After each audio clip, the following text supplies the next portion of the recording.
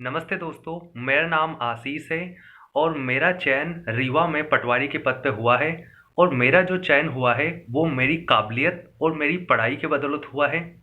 और मैं आप सबको बताना चाहता हूँ कि मेरी काबिलियत और मेरी पढ़ाई और मेरी मेहनत के बदौलत जो मुझे पद प्राप्त हुआ है, अब मैं चाहता हूँ कि उस पे जल्द से जल्द जॉइनिंग हो और किसी भी बाधा के बिना मुझे उस पद पर चयन प्राप्त हो।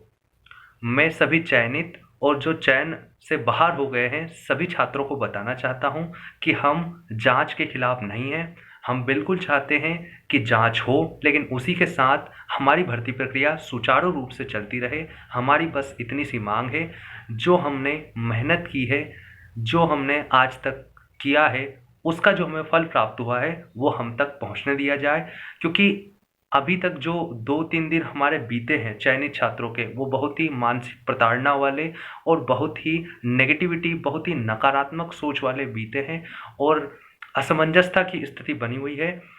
तो हम चाहते हैं कि हमारा जहाँ-जहाँ भी जिस-जिस पद पर चयन हुआ है और अपनी मेहनत के बदौलत हुआ है, तो हमें उस पद पर जल्द से जल्द जो भी प्रक्रिया है डॉक्यूमेंट वेरिफिकेशन के साथ ही हमें जॉइनिंग दी जाए।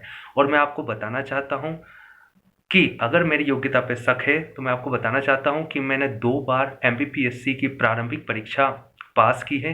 इसी के साथ ही जनवरी में जो एसएससी जीडी का एग्ज़ाम हुआ था वो मैं क्वालिफ़ाई हूँ।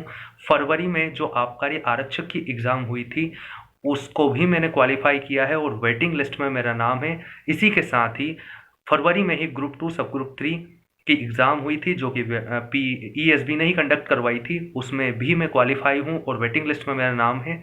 और अब पटवारी में मेरा रीवा में पटवारी के पद पर चयन हुआ है।